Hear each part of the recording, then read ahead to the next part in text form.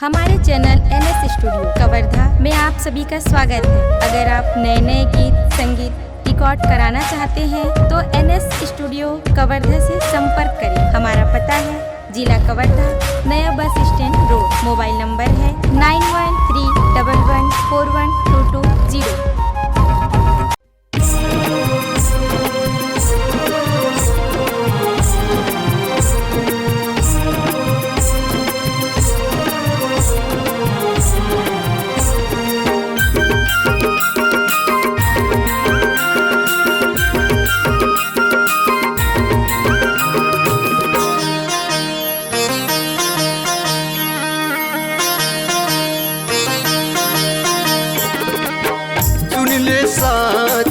सुन संगवारी आगे बुढ़ापा कर तैयारी। माया की दुनिया वीराना है, माया की दुनिया वीराना है। जाना है तुला मुला, जाना है, जाना है तुला मुला, जाना है। सुन ले साथी सुन संगवारी आगे बुढ़ापा कर तैयारी। माया की दुनिया वीराना है, माया की दुनिया वीराना है। जाना है तुला मुला, जाना है, जाना है तुला मुला, जाना है। जाना है तुला मुला, जाना है, जाना है तुला मुला, जाना है।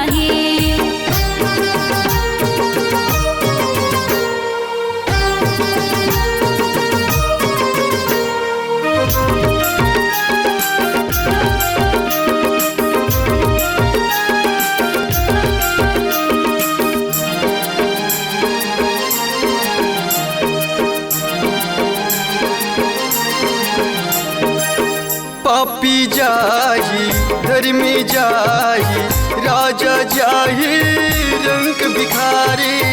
पापी जाही धर्मी जाही, राजा जाही रंग भिखारी।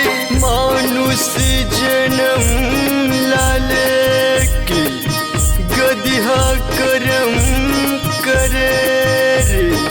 आराम भजन गाले सुघर बेरा मिले रे। तुलसी के बानी राम कहानी, रस्तम चलो सुन संगवारी। तुलसी के बानी राम कहानी, रस्तम चलो सुन संगवारी। माया की दुनिया वीराना है, माया की दुनिया वीराना है। जाना है तुला मुला, जाना है, जाना है तुला मुला, जाना है।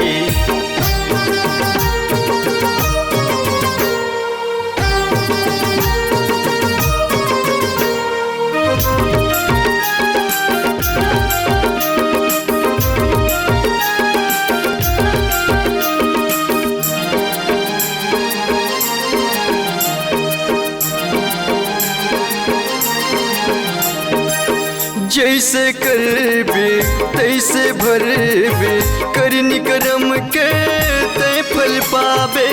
जैसे करबे तैसे भरबे, करनी करम के तै फल पाबे। माया चकोरी ऐसा है फंदा, थोड़े से लटका हरे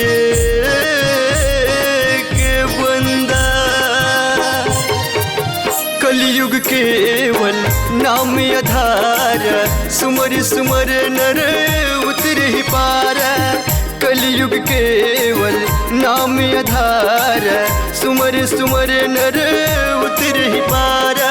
माया की दुनिया वीराना है, माया की दुनिया वीराना है। जाना है तुला मुला, जाना है, जाना है तुला मुला, जाना है। सुन ले साथी सुन संगवारी आगे बुढ़ापा कर तैयारी। माया की दुनिया वीराना है, माया की दुनिया बिराना है। जाना है तुला मुला जाना है तुला मुला जाना है। जाना है तुला मुला जाना है तुला मुला जाना है। जाना है तुला मुला जाना है तुला मुला जाना है।